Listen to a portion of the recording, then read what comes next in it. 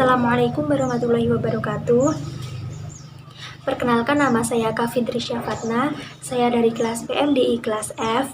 Pada kesempatan kali ini saya akan menjelaskan tentang ide pokok pemikiran dari 3 tokoh pembaharu dalam dunia Islam. Yang pertama adalah Muhammad Abduh, Hasan Hanafi, dan Muhammad Iqbal. Langsung saja ke penjelasan tokoh yang pertama, yaitu Muhammad Abduh. Muhammad Abduh adalah murid dari Jamaluddin Al-Afghani, di mana pemikiran dari Muhammad Abduh ini lebih menekankan kepada pendidikan. Muhammad Abduh ini menekankan pendidikan karena umat Islam ini harus mau dan harus bisa bergerak mengejar ketertinggalan supaya bisa berjaya lagi seperti zaman terdahulu. Menurut Muhammad Abduh ini pendidikan harus diterapkan, metode belajar ini harus diterapkan dengan cara metode pemahaman, karena metode hafalan yang sudah diterapkan sebelumnya dapat menumpulkan kreativitas, mengurangi kreativitas serta mengurangi bakat dan potensi dari siswa yang ada. Maka harus dipertajam lagi dengan metode pemahaman. Metode pemahaman dapat dilaksanakan dengan cara membuka diskusi bagi siswa. Diskusi di sini dapat membebaskan pendapat siswa agar mereka berpendapat sesuai apa yang dia pahami dan agar terhindar dari pengaruh-pengaruh. Pemikiran yang cukup fenomenal dari Muhammad Abduh ini yaitu tentang tafsir rasional, di mana Muhammad Abduh ini sangat menekankan terhadap fungsi akal, di mana contoh yang pernah dicontohkan oleh Muhammad Abduh ini adalah tentang burung ababil, burung dari neraka. Ini ditafsirkan oleh Muhammad Abduh bahwa burung ababil ini diibaratkan sebagai virus dan penyakit yang dapat mematikan seluruh umat manusia pada saat penyerangan di Mekah, seperti itu. Yang selanjutnya adalah pemikiran dari Hasan Hanafi. Hasan Hanafi ini adalah pemikirannya sangat erat dengan yang terkenal adalah dengan oksidentalisme.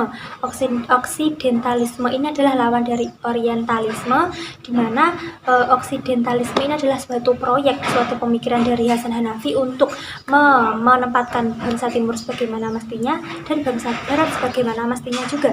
Bahwa menurut Hasan Hanafi ini supaya tidak ada perbedaan, bangsa barat tidak boleh merasa superior dan bangsa timur tidak boleh merasa lemah terhadap apa yang dia miliki. Nah, oksidentalisme ini adalah untuk menyetarakan antara budaya timur dan budaya barat.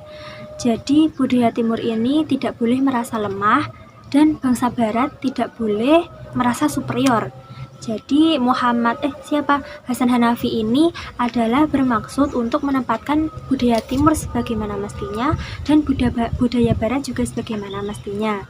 Menurut Hasan Hanafi, bangsa timur seperti Arab, Lebanon, Irak, dan sebagainya ini bisa maju dengan membangkitkan budaya klasik yang dipunyainya, supaya timur ini bisa maju sebagaimana teknologi dan ilmu pengetahuan dari bangsa barat.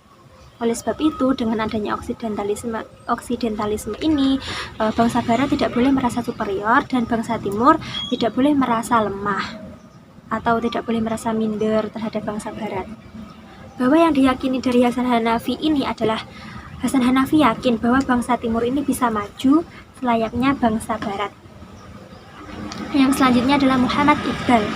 Muhammad Iqbal ini pemikirannya adalah kental dengan ilmu pengetahuan, bahwa Muhammad Iqbal ini berpikir dunia Islam ini harus bangkit dengan ilmu pengetahuan.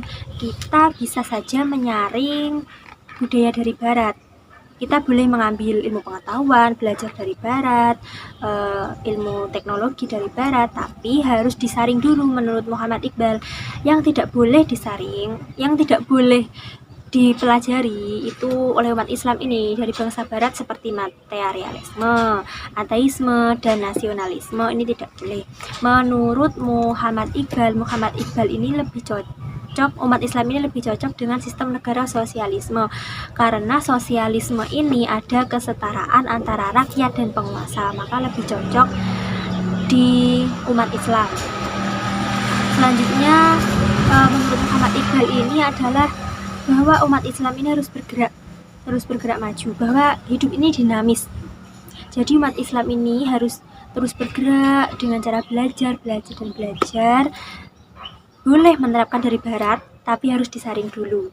Kurang lebih sekian tentang 3 tokoh pemikiran dari dalam dunia Islam, Muhammad Abduh, Hasan Hanafi, dan Muhammad Iqbal. Hal yang dapat kita petik dari ini adalah supaya kita sebagai umat Islam ini harus bisa bangkit, terus belajar dan menerapkan ilmu kita dengan baik. Kita tidak perlu terlalu menghafal, maka kita harus paham. Intinya itu paham supaya kita tidak terpengaruh oleh orang lain atau terpengaruh dari budaya-budaya yang tidak sesuai dengan umat Islam. Mungkin itu saja yang dapat saya sampaikan. Apabila ada kurang lebihnya, saya mohon maaf sebesar-besarnya. Semoga bermanfaat. Wassalamualaikum warahmatullahi wabarakatuh.